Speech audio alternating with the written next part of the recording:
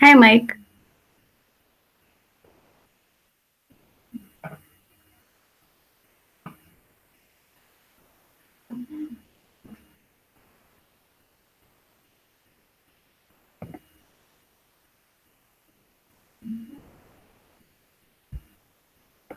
Hey, Hey, how are you? uh, good. How are you? I'm good. Been a minute. Yeah, yeah, you were here like a minute ago. No, Or the it's minute's been a been minute long. since you. Yeah. Yeah, yeah, Last week I was supposed to I join, thought but you guys it's started later. last week. Yeah, you started like I think 20 minutes late, and I had a call on top of the hour. So Oh yeah, sorry. I think we were doing some debugging with Matt on some React stuff, and it took over the time. And I was like, I think I normally join alone, so I let's just know. keep on. Yeah, yeah. So I think we went at it for like an hour or so, and then when I came back, yeah, I think it was late for you. Sorry. No worries. Uh, how's the going? You did some reading on the previous chapter. Yeah, I Um, did, but not so much. Where are you guys at? I didn't watch last week video. yeah, I normally for the videos, it's normally boring, so I just turn off the audio and read and read and read. So I think it's better for you to read than watch the videos. Yeah, true. Because there's no talking about it, but we can go over it. Yeah, no worries. Um, yeah, I think it was chapter 3 the last time you were here. Yeah. Oh, where were we when you were last here? Can't remember. Oh, it wasn't chapter 3. It was a little behind. Was it this request response cycle?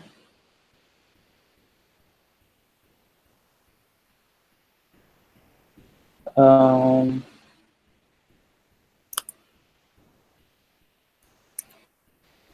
yeah, where were we? Maybe we can just assume and start on the request response cycle. We can just continue from the point where you From? stopped last time. We can just Hmm. continue from where you stopped last time. I'll just catch up. Oh, okay. Yeah. So last time I started on the web forms and did HTML rendering of forms. So um, yeah, it's this boring learning new way to render forms and stuff on the UI again.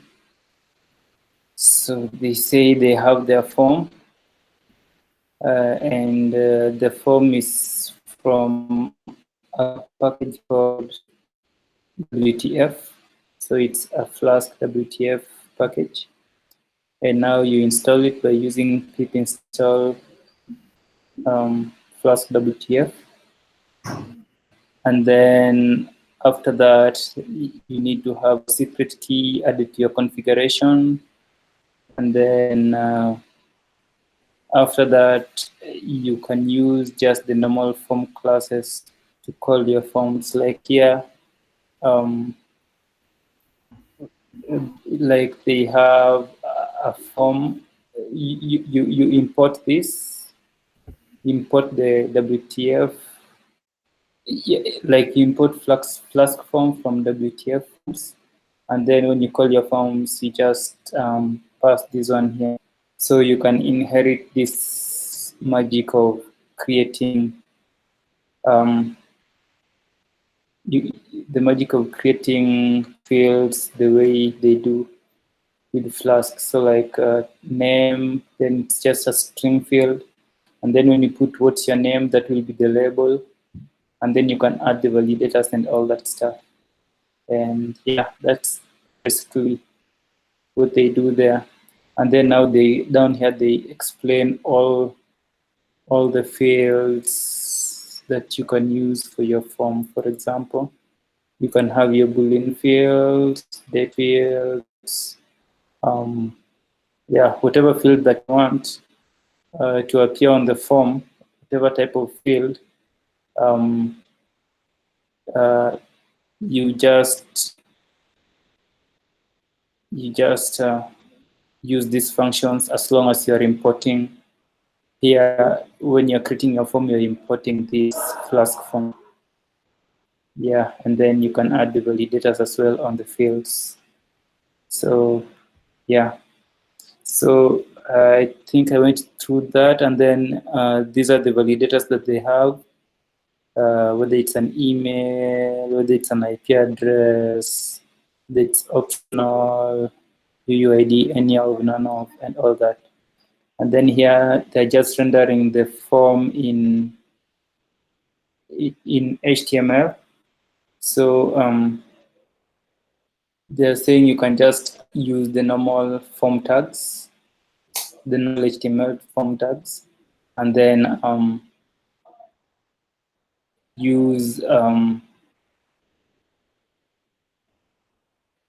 these inbuilt Flask forms tab to get your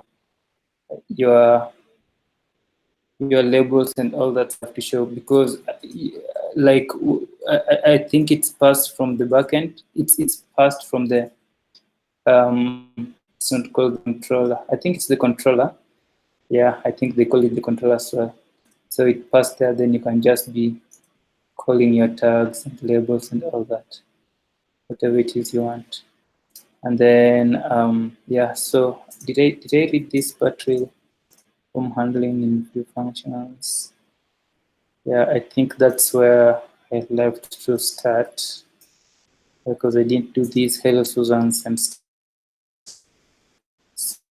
So yeah, and I think basically what I've done when you're not here was this chapter, the chapter 3, where they were just doing, they're just showing the Jinja template. It's this template that the Python world guys use for their HTMLs. Yeah, it's like, yeah, you use this percentage sign if it's something that you don't want to appear on the screen, and then you use the double brackets when it's something that you want to be displayed. Like if it's just some Python code that you want to call and it's not something that's being displayed, this is how they do it. And then this is how you do it when you want them to be displayed, when you want the variables to be displayed on the templates. And yeah, I think that's basically all I went through in this chapter. How to add static files, how to manage static files, the links. Yeah, localization. This was just a bonus to make guys understand how the Jinja templating work. Yeah. So maybe we start from here.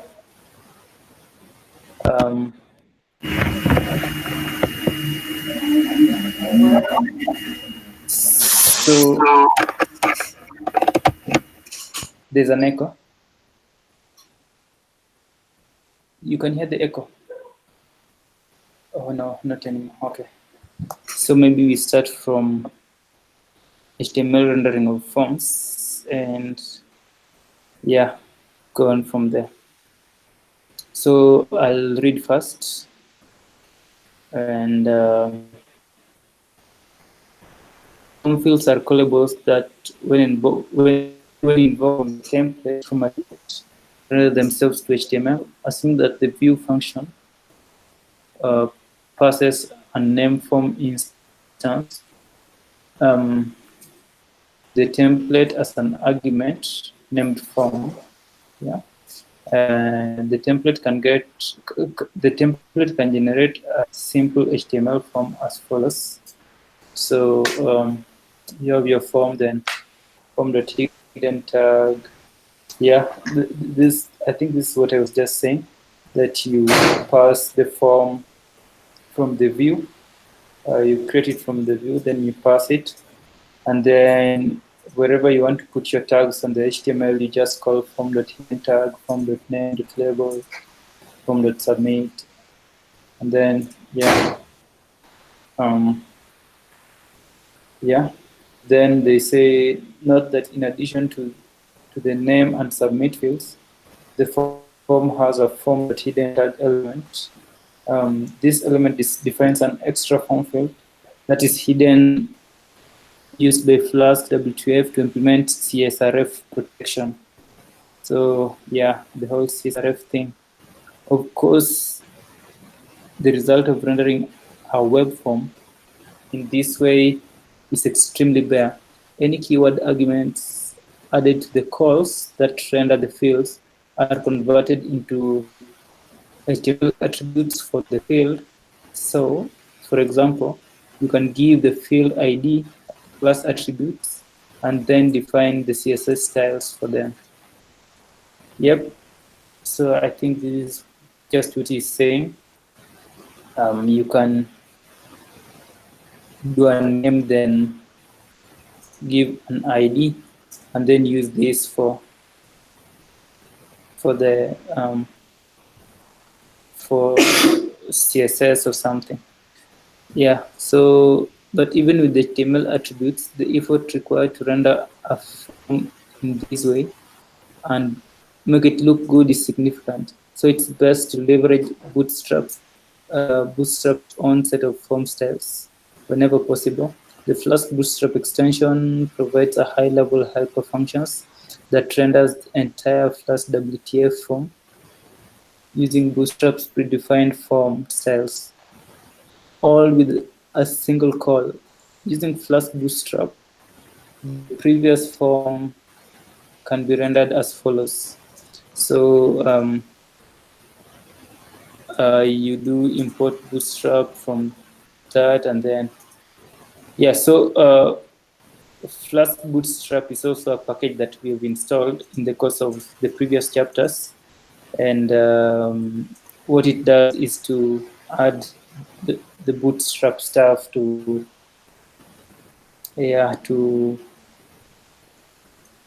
this the template that they are creating. So you can just use it easily by importing this Bootstrap WTF.html, because I think this has been customized for the WTF forms.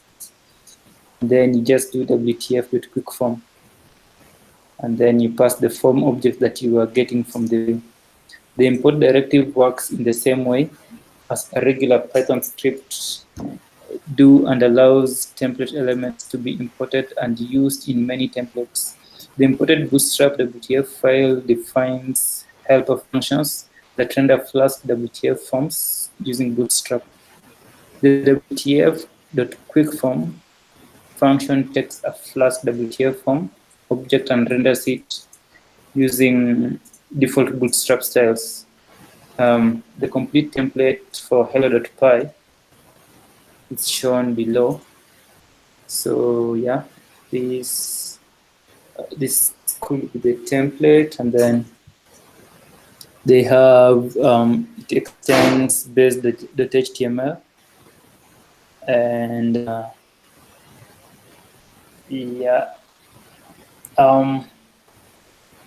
I think in Rails it's different. In Rails, you remember the use of are they called partials? I think it's called partials. Yeah, it's called partials. Yeah, so the partials, I think this works the same way as partials, only that the base template will have everything defined, and then the templates that import them override the implementation. For example, here we'll have a base template that has a block called page content, and then when we add this code in the page content, it will override whatever was in the page content block in base.html. Oh So yeah. kind of thing. Oh, awesome. They're not Yeah. so that's mostly they're called applications. So if it's a template, it will have application.html.lb, and then yeah, whatever is defined in there will be inherited by all the templates. Yeah. Yeah, and then the templates can override whatever was there earlier. Yeah, it's Yeah. like a parent class or something. Yeah, something of the sort. So Yeah. that's actually what's happening here. So in this file, there was this block defined, which is the page content. Now we are writing a new block. And the new block, what it does is, now this block will display this on this form. And then they go and say the content area of the template now has two sections. The first section is the page header that shows a greeting. I think that's this. Here, a template conditional is used.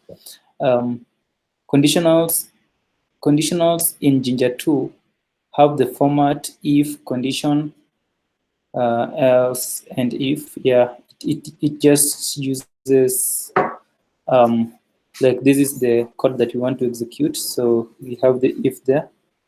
And then this is excuse me, I think I have a phone call. Just a minute.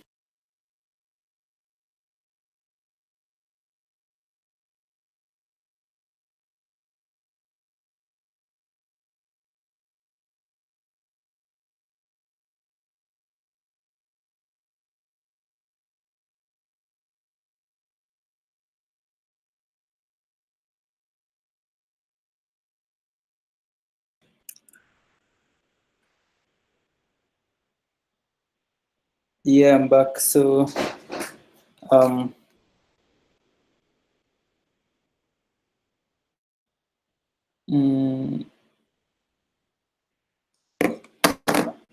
so we have the content area of the template now has two sections. The first section is the page header that shows a greeting. Here a template conditional is used. So I was saying this is for the code that you want to execute, and then the double brackets are the ones that you want to display, like the variables. And then again this, and that's what they're saying, this is the end if. So if the condition evaluates to true, then what appears between the if and the else directive is added to the rendered template. If the condition evaluates to false, then I think they're calling me again. Sorry, just a minute.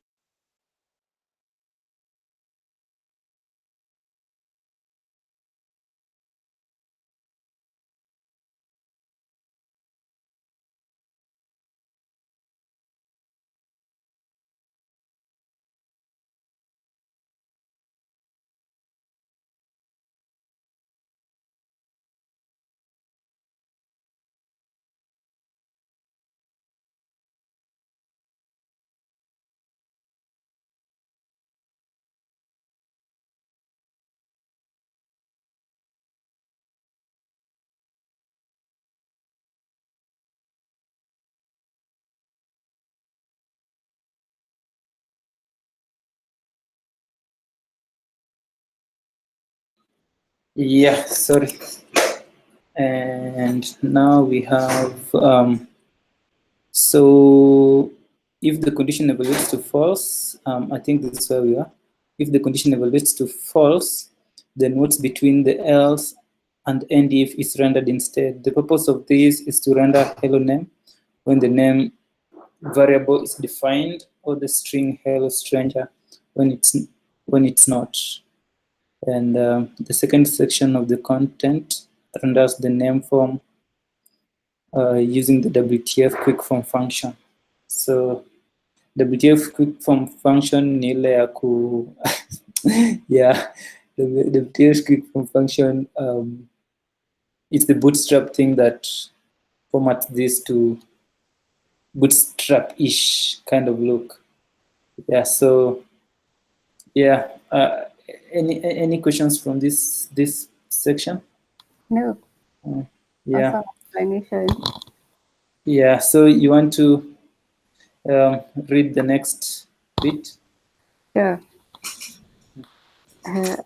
If you wanna stop me and explain something, just go ahead. Okay. Okay. In the new version of Hello.py, the index view function will have two tasks. First, it will render the form and it will receive the form data entered by the user. The example shows the updated index view function. Yep. So this is it. So we have, yeah, I don't know why I stopped coding this. Yeah, so maybe yeah, maybe I can do some copy paste job. So Okay. we have update route, then methods is the get and post, and then index name is none. So and then form name form, and yeah, I think this name form you will have to inherit it, because name form is created from back here. This, you remember this part where we were creating the form using form classes, and then you have class name form, and then we had name, string field, submit field, and then I think this, I think currently they're just cluttering it in the same file, but maybe I just get the code.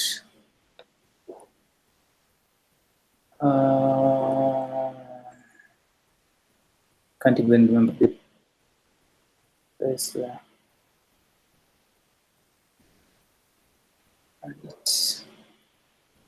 Yeah, so the class name form is what they're calling here. They're invoking here. This creates the name form and calls it a form, and then they're saying if form validated and submit,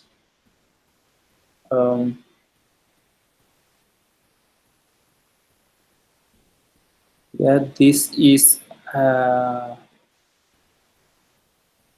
I think I don't know that this is inbuilt to Flask. Yeah, because Django has inbuilt ones. So so since you have all these validators, since you have all these validator stuff, you have put in your form, for example, validators that are required for the name field. So this if form validate.submit, it will check that the form validators are followed, and then name equals form name dot data, and then form name dot data equals this, and then render template. That just renders the template and passes this as the. But I don't understand why they are. Oh, maybe this is just to clear. This is just to clear the they are taking the name, and then after they've taken the name, they are clearing the field so that the field is empty. And then it renders the template for index.html with the name, because I think the form is just to take the name so that it can say hello name. I think so. Yeah. So just to review maybe a second time. So we have the route, which is the index route, and then this index function is both a get and a post. So it will get the form and it will post the form. And then so at first when it starts, name is none and form is the name form. And then they see if form.validate and submit. That is, if it was a post request, it picks the name and then clears the name element of the form, because I think they called it name here. Yep. Where did they call it name? I think the form.name.label, form.name.label. I think there's somewhere they called the addition of the name and submit fields. Yeah, I think they've called it name. And they take the data and then that's what they pass back on their form. Yeah, I think we can continue if maybe that's clear. Yeah, okay. The method's argument added to the top to the app.route decorator tells Flask to register the view function as a handler to the get and post request in the URL map. When methods is not given, the view function is registered to handle the get request only. Adding post to the method list is necessary because form submission are much more conveniently handled as post requests. It is possible to submit a form as a GET request, but a GET request has no body. The data is appended to the URL as a query string and becomes visible to a browser address bar. For these several other reasons, form submission are almost universally done as post requests. So the local variable name is used to hold the name received from the form when available. When the name is not known, the variable is initialized to none. The new function creates an instance of the name form class shown previously to represent the form. The validate and submit method on the form returns true when the form was submitted and the data was accepted by all the field validators. In all other cases, validate on form submit function returns false. The return value of this method effectively serves to determine whether the form needs to be rendered or processed.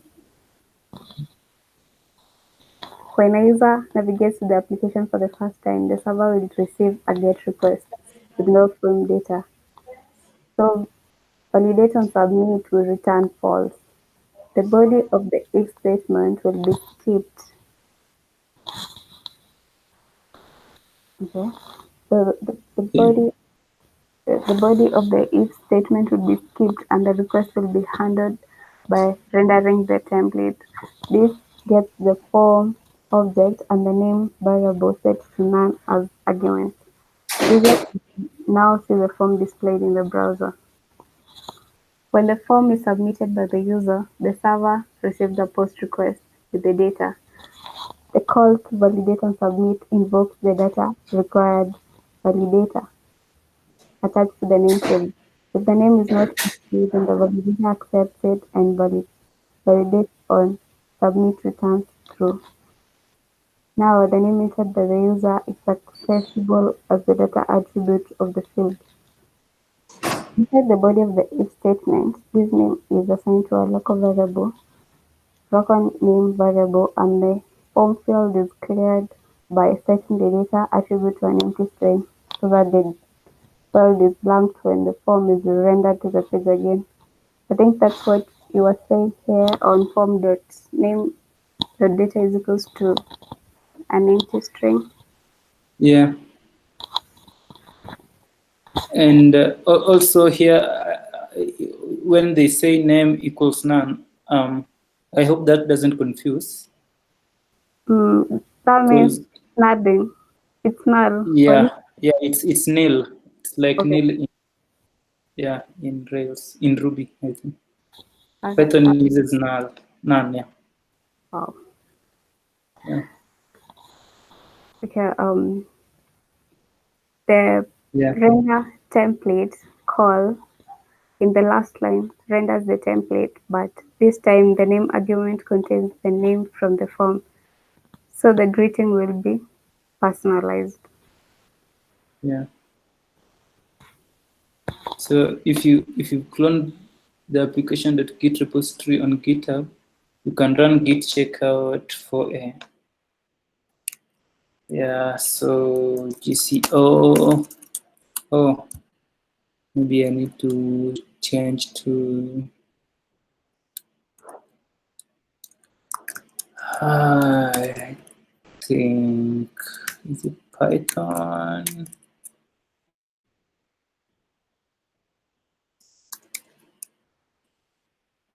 Python Flask.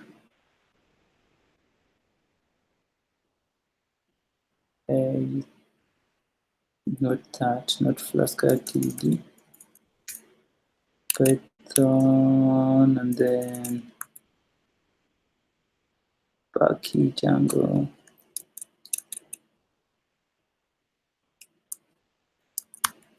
Flasky. And then you remember the virtual environment, how to yeah.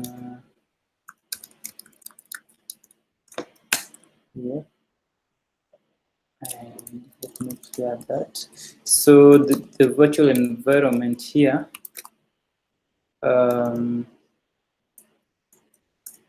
should be Flasky being activate that fish.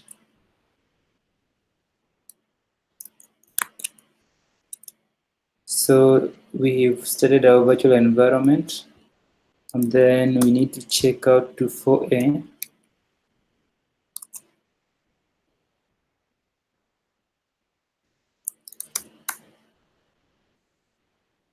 So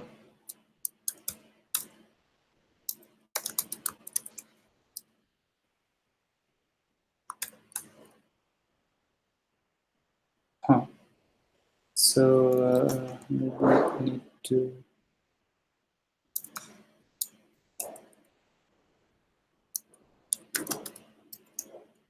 let me see what they have. These were just templates. Yeah. So this is like the base.html, and it has all this stuff, like what I was saying. And then this is the navbar, so you can, each of these blocks can be inherited, and then you have this block that we are, I think now we are just changing this content, the page content block, and what we can do now, we have like the for page changes the page content block and adds not found in the base. So we need to add this. It add this and add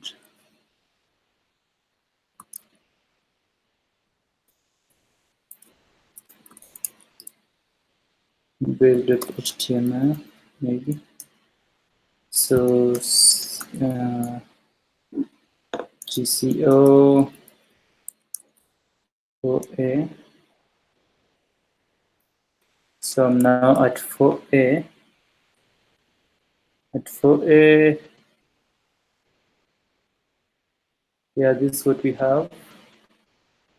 So we expect that the behavior is such that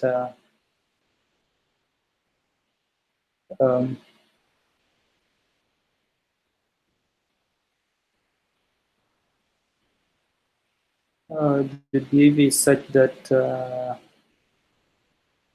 this is index. So it starts when the name is none, and then it creates the form. Let me try. Yeah, this is the form. The form has been created up here. So class name form, and then now they create the form here. Then they check if form will get and submit. They do that, and yeah. So maybe we need to start the app. I can't remember how to start this app.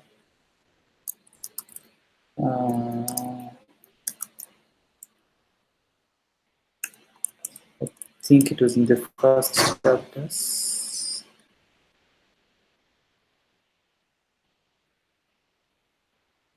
Yes, application structure, development, Flask extension, installation.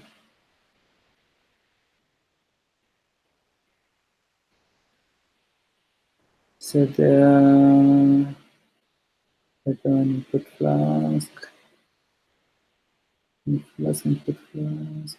Where was that?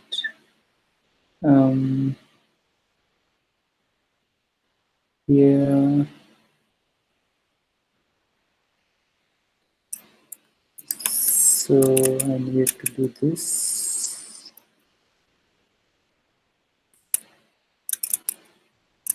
And then Flask run. I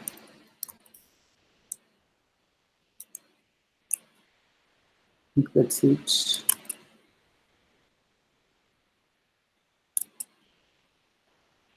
I'm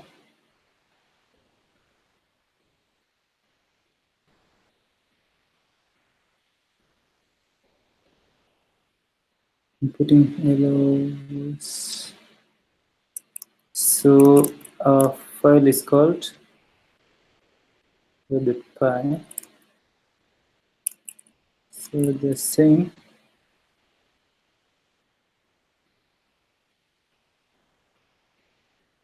We're inputting hello and input error was raised.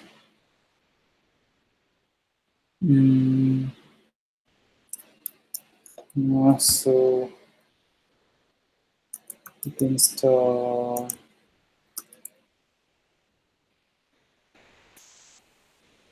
Yeah, they're saying they can't find this guy. So we install it. Yeah, now you see this kind of package management where they don't have like the gem file that you just install stuff from, and then just run. Yeah, so when we run that, we have localhost 5,000.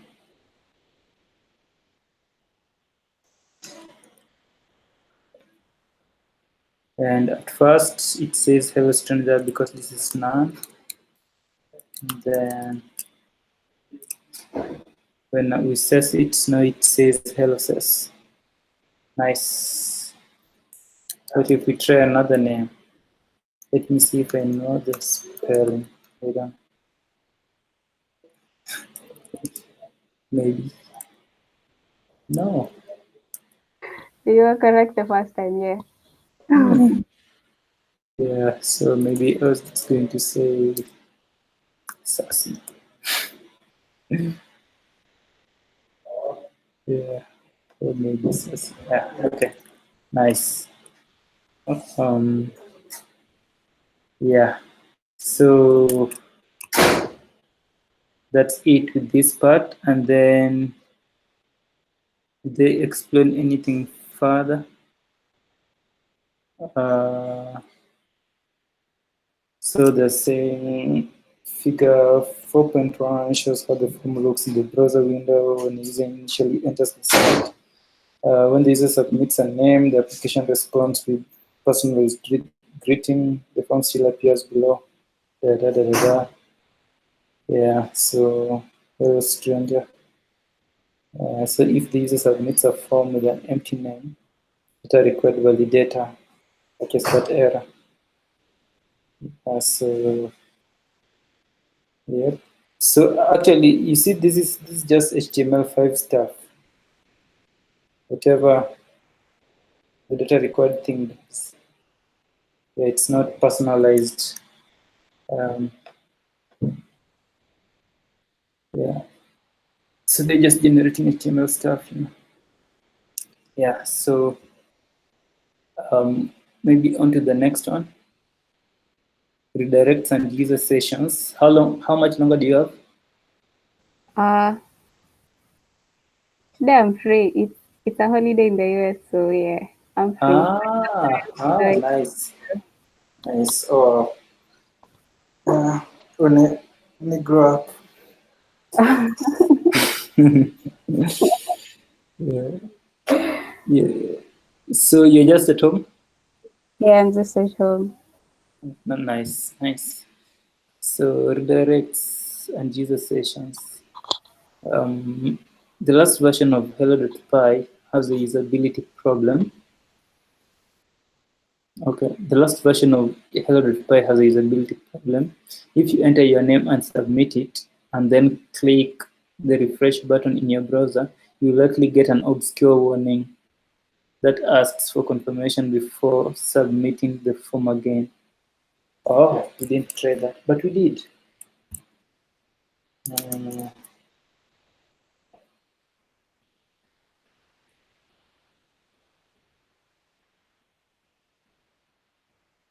okay.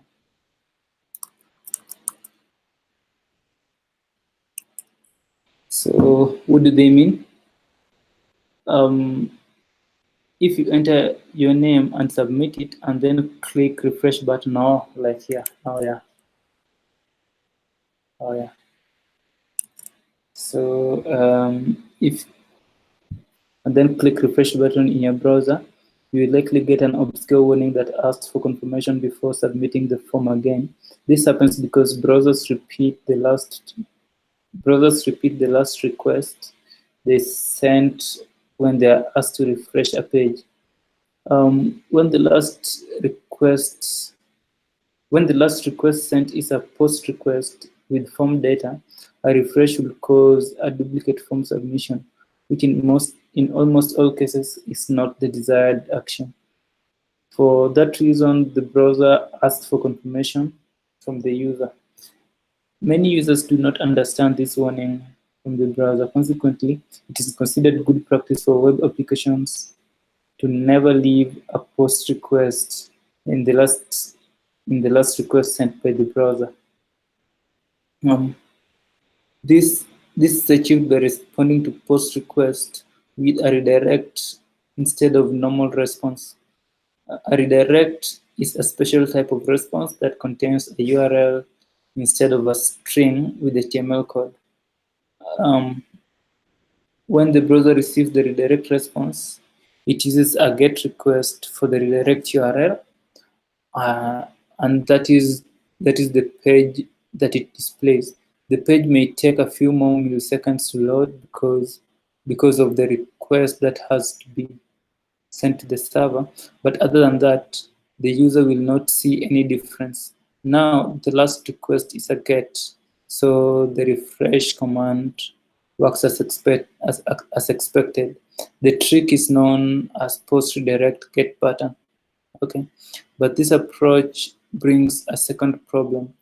When the application handles the post request, it has access to the name entered by the user in form.name.data.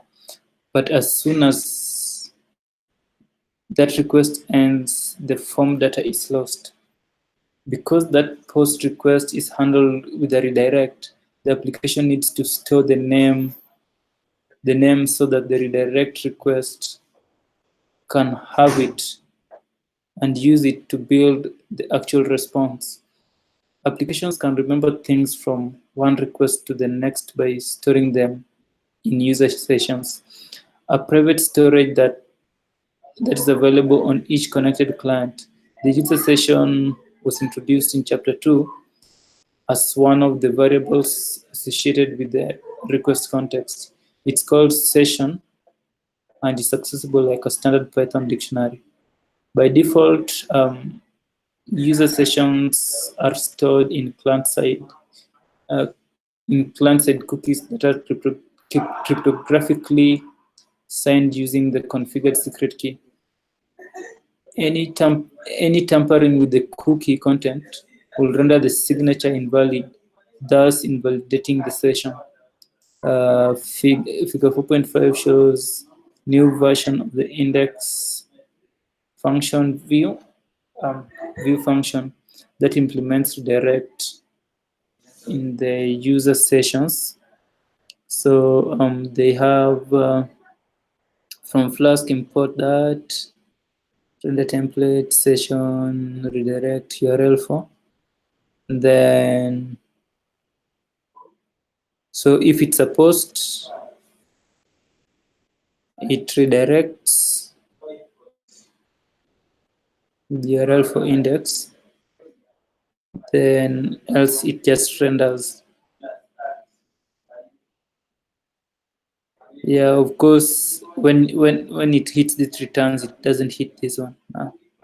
So in the previous version of the application, a local name variable was used to store a local name variable was used to store the name entered by the user in the form. That variable is now placed in the user session as the session name, so that it is remembered beyond the request. So I think in Ruby, dictionaries are called hash.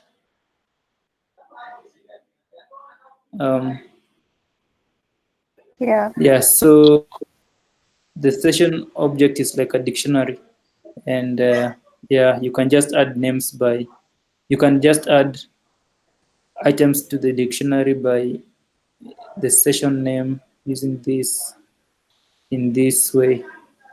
So they say that requests that come with valid form data will now end with a call to redirect, a Flask helper function that generates the HTTP redirect response. The redirect function takes the URL to redirect to an argument, as an argument. The redirect URL used in this case is the root URL. Yeah, so the redirect, it's just redirecting to itself because it's URL for index. So it's still calling the same, it's still using the same index. So the redirect function takes the URL to redirect to as an argument. The redirect URL used in this case is the root URL. So the response could have been written more concisely as redirect dash, but instead plus URL generator URL for introduced in chapter 3 is used. Yeah, so it's like the path. Is it the index path or something? I think that's how it would be on Ruby. Like you write the name of the route underscore path. So URL for function is used for the same thing. So The first and only required argument for URL4 is the endpoint name, the internal name each route has. By default, the endpoint of a route is the name of the view function attached to it. In this example, the view function that handles the root URL is index, so the name given for URL4 is index. The last change is in the render template function, which now obtains the name argument directly from the session using session.getName. As with regular dictionaries, using get to request a dictionary key avoids exception for keys that aren't found. The get method returns a default value of none for a missing key. So where did they use the get? Yeah, here. Yeah, so session is a dictionary. It's a dictionary, and then you can use the get method to get the get and then call it pass the key of the value you want, and that will give you the value. And then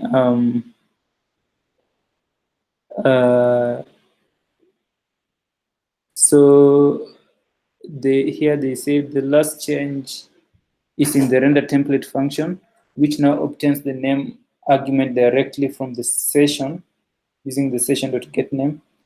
As with regular dictionaries, using get requests, yeah, I think we've read that. If you have cloned the application, applications Git repository on GitHub, you can run git checkout 4b to check out the version of the application. So this is command T.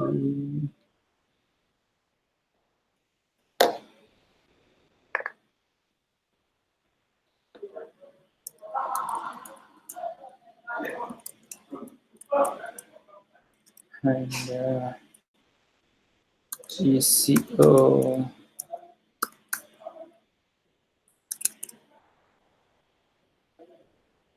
And now let's just do a fresh and then do access and refresh. Oh, it still does this. They said 4b. They said 4b. And maybe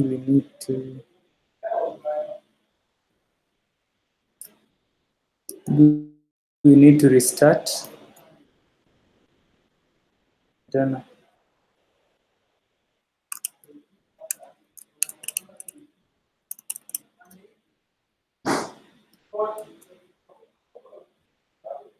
Then refresh. Yeah, now the refresh does not. Yeah, it has done the redirect. Nice. Okay. So with this version of the application, you can see that refreshing the page in your browser always results to the expected behavior. Nice. Yeah. Yep. I don't know how far we are from the end. Yeah, you want just to read the last part in case you have no questions, so that we can finish this chapter. Yeah, Do you have questions on this? Saya joined the call. I hope I'm pronouncing that. Oh, he went. Okay. Yeah. Yeah. Someone joined and left. I don't think you noticed. Oh no. Yeah. So who was that? that was Saya Dia. Is I don't know it? if I'm pronouncing his name Oh, correct. Sire. Yeah. The moment when you realize Rose is Bay. Yeah, I think Sire loves loves Rail. Yeah. Cyril loves Rail so much. He says he will never learn anything else. Wow, really? But Yeah. of course, he has learned So some other things, so I don't know. yeah, I think he's saying like yeah, he's not into those other stuff. Like Rails is so sweet, He's like when you've done Rails and then you go learning other stuff, you feel how much you're missing, and then you just Stuff just like, go away. yeah, Yeah, yeah. Yeah, so yeah, I think Rails was done well. yeah, I think so. Okay. Yeah, but I think the problem is like there's always need to know a second thing. Yeah, true. It's good to try other things. Yeah, Yeah, and you might find maybe Python is better on something that reads lacks. yeah, maybe. There. Okay. So is the previous chapter is sort of clear? Yeah, true. Okay, so we can finish the flashing thing. Okay. Sometimes it is useful to give the user a status update after a request is completed. This could be a confirmation message, a warning, or an error. Um, a typical example is when you submit a login form to a website with a mistake and the server responds by rendering the form again with a message above it that informs you that your username or password is invalid. Flask introduces this inclusive functionality as a core feature. Example 4.6 shows how the Flask function can be used for this purpose.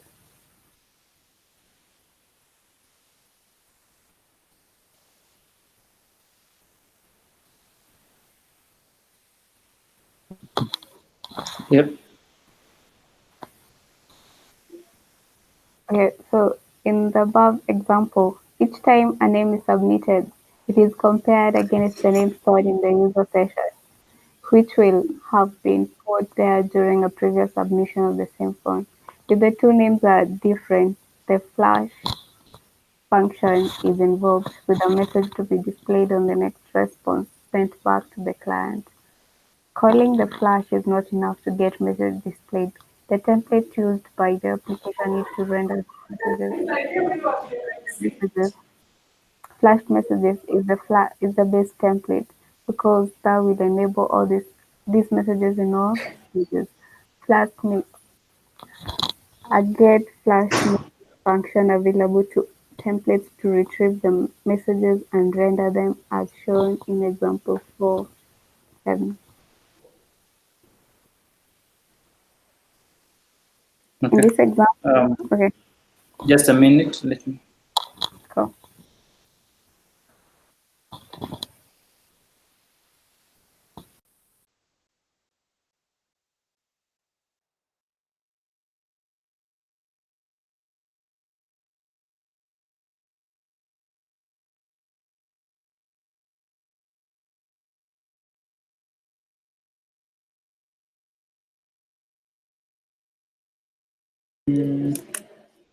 Okay.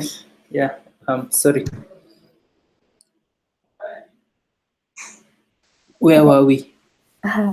We were in example 4.7. Okay. So in this example, messages are rendered using Bootstrap Alert CSS styles for warning messages. One is shown in example 4.44. Uh, a loop is used because this could be multiple messages queued for display, one for each time Flask was called in the previous request cycle. Messages that are retrieved from getFlash messages will not be returned the next time this function is called. So Flash messages appear only once and then they're discarded. Being able Mm.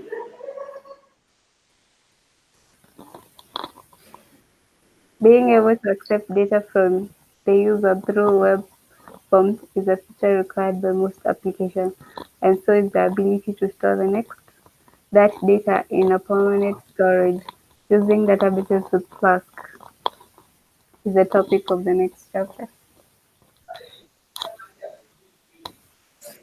Okay. So they say if you clone the repo, go to Fossey. Yeah, of course, it's something that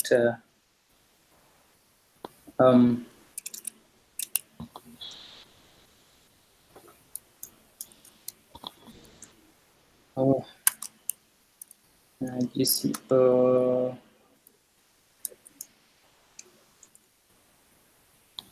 So which is your favorite database? my favorite database. Yeah, My favorite database. yeah, or DBMS. Yeah, it's MS SQL Server. Ah, awesome. Yeah, I think it's my favorite. I think it's awesome. It has so much power, and yeah, I think Postgres has competed well lately, Mm-hmm. but still, for me, I think I really love only that it can't be used for open source stuff, so um, it's less used, but It it's can be awesome. actually. It can be. It's normally a hassle. And Uh, then most guys on open source stuff don't want to buy SQL Server just to use it for open source. So there's no an open source version of MySQL. MySQL MySQL is open source, but Uh-huh. what I'm saying is MS SQL Server. MS SQL. It's a Microsoft thing. Yeah. Oh, okay. Okay, gotcha. Yes. Yeah. MySQL. Yeah. Now this. Then I think it only works on Windows. I think lately they've been able to make it work on MacBooks. I think. I'm not sure whether it works on Linux. So yeah, but yeah, for me, I think it's the best Mm-hmm. Awesome. Is it compatible because with it's Flask? closed with Flask. Yeah. Or which is the most database? Yeah, but yeah, Which is the most used database with Flask?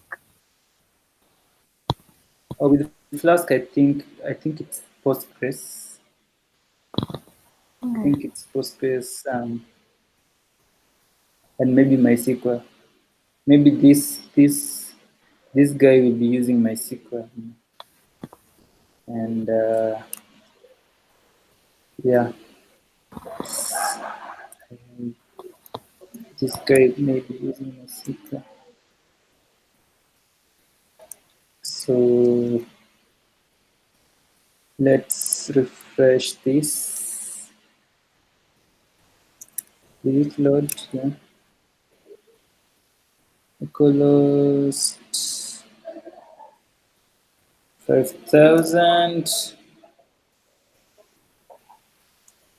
Hello. You watch Game of Thrones? You said you don't. No, I don't. Yeah. So I have fun. yeah, it was a fun. Okay. That's what this name is Oh. from. Yeah, I read the novel. Uh, I was I was young, so I kind of know what the whole story is going. Yeah. okay. So yeah. So I think it's just this flash that they're trying to show us. Uh, yeah, hello. And I think that completes the chapter. the chapter that we were looking at today, and it moves us to databases, yeah. And yeah, this guy is going to teach us a little bit of databases and database operations. Yeah, but these things, I think sometimes it's better just to get a project and do rather than reading all the pages. But I think it would be nice if we maybe, since you started with the book, we complete the book and then